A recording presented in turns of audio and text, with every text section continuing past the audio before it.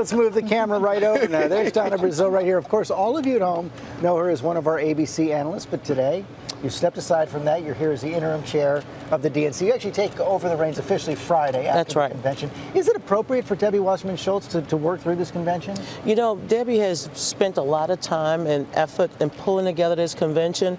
This week we had three standing committees. They met. They approved of our platform, the rules, the credentials. She deserved an opportunity to gavel us in, turn it over to the permanent chair, and she deserved an opportunity, I think, to also close us out. But I got to say, if I were Bernie Sanders and I read all those emails, I'd be pretty angry as well. They showed a real bias against Bernie Sanders. You saw him yesterday saying she has to resign. How did that happen? Well, first of all, Hillary Clinton won fair and square. She won the most votes, the most delegates, and, of course, the most states. There's no question, and I've apologized to not only Senator Sanders, but all of the other individuals, our donors, our volunteers, and everybody who's implicated in some of these. Chairman Schultz apologize as well?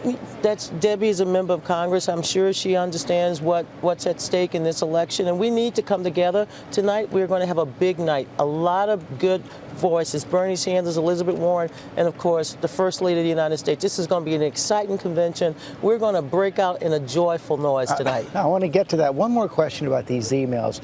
You saw Robbie Mook yesterday on This Week, the chair of the Clinton campaign, director of the Clinton campaign, say the Russians were behind this hack. Any evidence of that?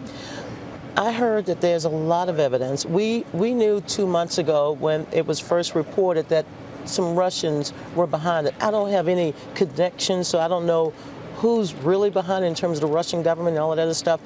I'll let the other people talk about that. I want to talk about the convention, George, and the things that I think we have to do this week. Let's talk about that, because the new polls this morning show you have your work cut out for you. That CNN poll showed a 10-point bounce for Donald Trump. Another CBS poll this morning shows a smaller bounce, but still shows a tied race. You all need a good convention. Well, you know what? Hillary Clinton comes into this convention as the candidate that can, I believe, answer the questions about the future. Her campaign and her message this week is that we're stronger together, we can solve our problems, we can begin to project a better country with a better future for everybody, and tonight we begin that conversation. How about the questions about her honesty? All the polls still show a majority of Americans think she's dishonest. I think what she has to do this week is say, you can trust me to focus on jobs, education, to make sure every American have a more safer and prosperous future. Donna Brazile, welcome back. All right.